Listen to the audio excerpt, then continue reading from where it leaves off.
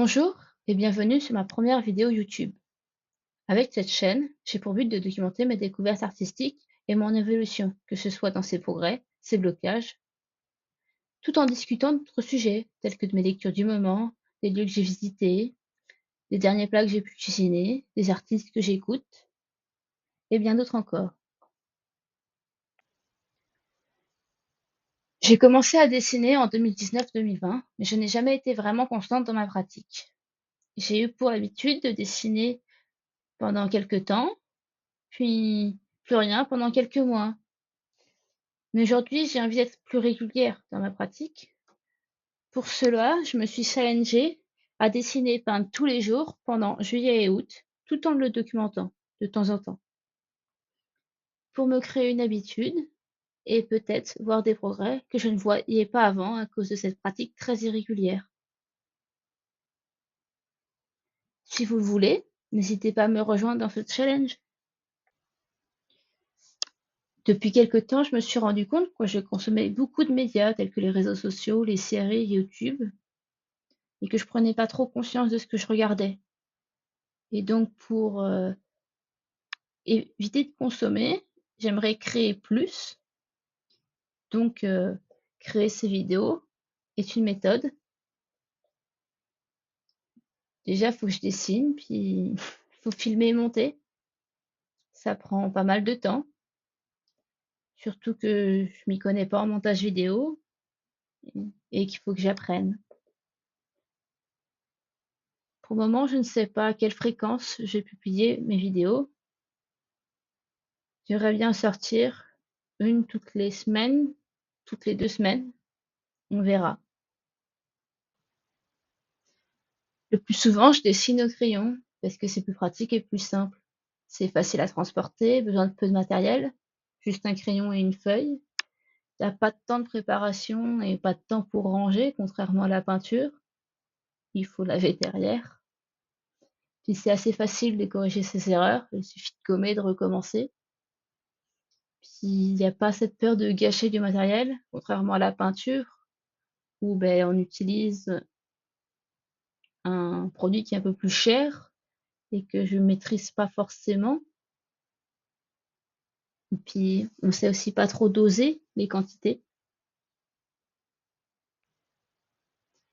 J'aimerais peindre plus, mais pour ça, il faudrait que je me pousse à me poser pour peindre et que je me défasse un peu de ma peur d'échouer, de créer quelque chose que je n'aime pas ou qui ne correspond pas à ma vision de départ.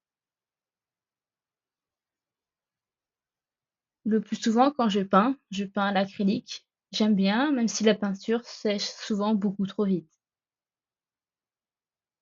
J'ai essayé l'aquarelle, je ne suis pas fan. J'adore le rendu des peintures à l'aquarelle, mais je n'aime pas trop l'utiliser, surtout pour faire une peinture qu'à l'aquarelle. Par contre, je me vois bien utiliser pour ajouter un peu de couleur sur un dessin au crayon ou au stylo gel noir, ou pour faire un croquis de réflexion de préparation à une œuvre que j'aimerais réaliser. J'ai essayé une fois de peindre à la gouache, autre que celle des cours de collège, et j'en ai de bons souvenirs. J'aimerais bien réessayer. Pourquoi pas en faire une vidéo? J'ai essayé les feutres à alcool et je n'aime vraiment pas ça. Je suis pas fan du rendu que j'ai pu obtenir, ni même de la façon de les utiliser. J'aimerais bien un jour essayer la peinture à l'huile, mais c'est le média qui m'effraie le plus et qui est sûrement aussi le moins adapté à ma façon de peindre actuelle. Il faut un temps de séchage et il y a quelques difficultés, on peut pas le mélanger à l'eau.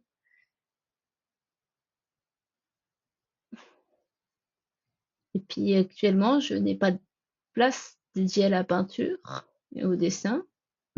Je dessine sur ma table à manger. Donc je ne pense pas que ce soit adapté de commencer maintenant la peinture à l'huile.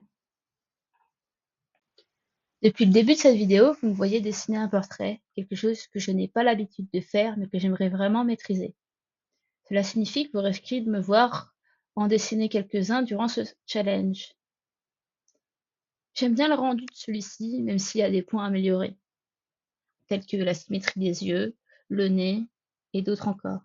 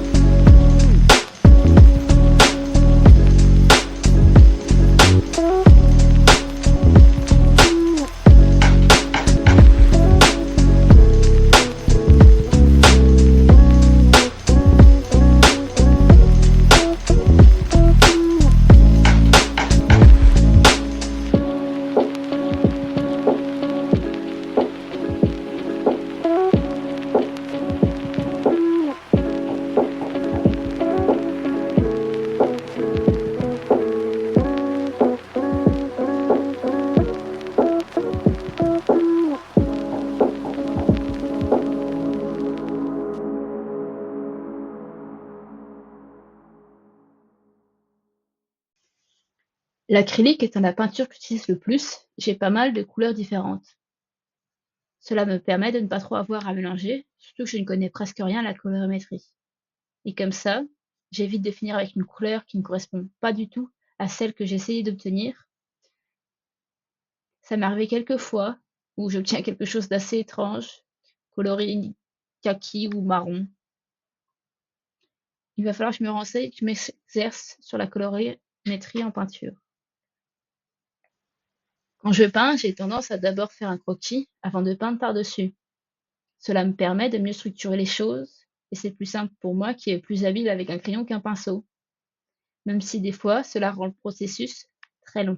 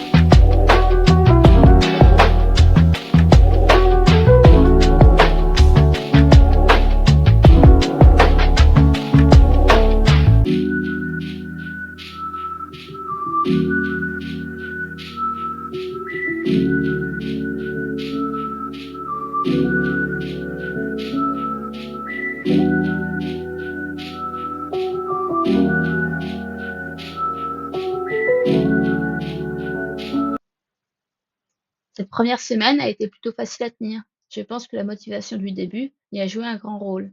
Mais je suis fière de ce que j'ai réalisé, même si dans cette vidéo, il y a un angle de vue qui est loin d'être idéal. J'ai fait des choses dont je n'ai pas l'habitude ou que je ne prends pas le temps de faire, telles que dessiner un portrait réaliste, peindre ou dessiner sans modèle. D'ailleurs, ce dernier, c'était souvent quand j'avais pas très envie de dessiner. J'espère que cette vidéo vous aura plu. Si vous avez des conseils et des questions, n'hésitez pas à les laisser dans les commentaires. Merci d'avoir regardé et on se revoit à la prochaine vidéo. Bonne journée!